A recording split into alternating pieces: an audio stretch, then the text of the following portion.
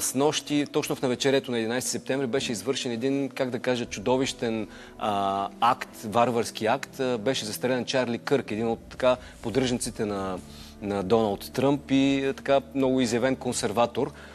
Това се случи на негова публична изява, още повече, че събитието е публична изява в университет в Юта. Как би коментирал това? Все пак, нали, щатите винаги са прокламирали, че са една от държавите с най-силна демокрация в света. Как виждаш този акт на фона на всичко това?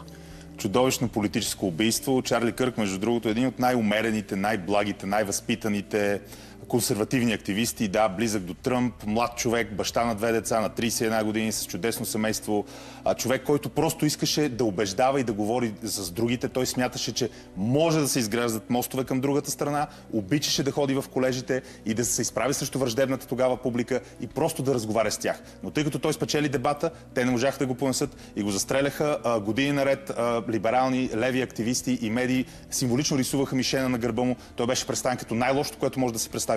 Абсолютно фалшива версия на света представиха за Чарли Кърк. Този наистина благ, умерен дебатьор. Семейен мъж с 2 деца. За съжаление видях и че в България много публични фигури, които виждаме и по медиите, буквално злорадстват след смъртта и след убийството на един изключително нормален, топъл, човечен активист, и което е отвратително, което наистина показва, че може би вече сме минали точката, отвъд която няма връщане назад. Което показва, че това, което гледаме на филмите, е много близо до нас вече, защото показва, че има много филмирани хора. Подобни атентати. От 200 метра са го убили, вероятно снайперисти, изяви някакви съмнения, че може би е така бивши... Професионално убийство, за съжаление. Явно става въпрос за добре планирано професионално убийство, което всъщност, понеже ти много добре отвори сегмента, както това е могъща държава, демокрация, империя в едно, така политическото насилие винаги било част от ДНК-то от тъканта на Америка. Още от Линкълн, разбира се, през Кенеди, дори Роналд Рейган и нека не забравяме миналата година 2 неуспешни опита за атентата срещу сегашния президент Доналд Тръмп.